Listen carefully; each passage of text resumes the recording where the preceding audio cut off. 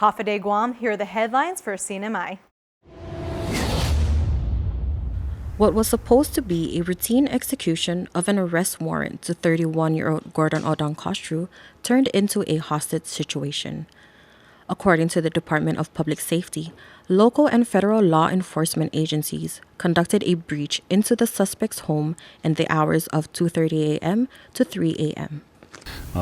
Fortunately, we've exhausted every effort to try to have the individual give in to no avail at that point because the community around there were feeling very unsafe. We had to evacuate some of the houses there.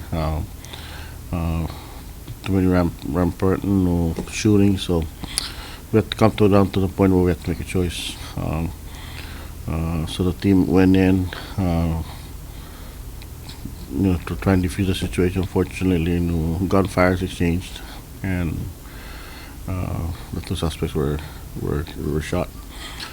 DPS Commissioner Robert Guerrero did not reveal who fired the shots, but says the whole operation was a joint enforcement between federal and local entities from different agencies. Yes, the AG's office was at the scene at the initial stage. He shows, we call him up every now and then. Consultation, he was there when the whole thing went down early this morning. We also brought in, I also requested the AG to look anytime that police officers involved in any shooting, there has to be an investigation launched in the situation. I've asked the Attorney General for a joint investigation just to make sure that being an independent agency, they can work with us. So that's ongoing as far as make sure that all protocols were followed accordingly. Officers were in contact with both the suspect and victim's family for the whole duration of the event. But according to the suspect's sister, no consultation with the family was done before the breach. So just to make it clear, no law enforcement officers consulted with the family members to conduct the breach? No. None of them is telling us anything.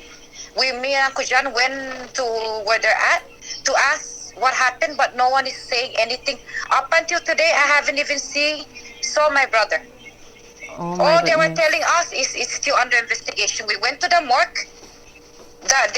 We cannot even enter. They keep telling us it's still under investigation. We're waiting for the IA. What is this? The suspect's sister states that Costru was diagnosed with various mental health issues. Family members expressed their apologies to the community on social media outlets. The sister of the suspect states she was involved in the negotiation and says her brother was willing to comply. Was he willing to comply? Yes. That's if I'm the only one going there without the officers escorting me.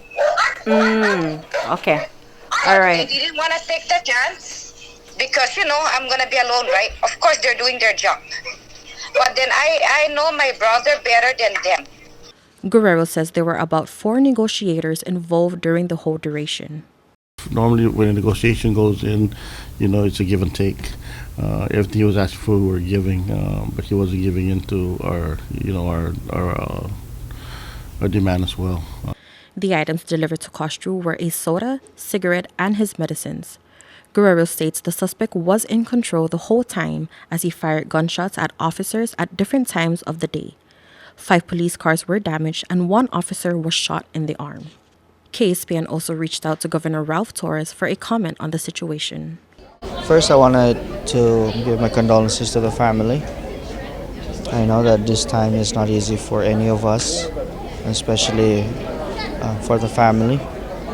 And it just shows that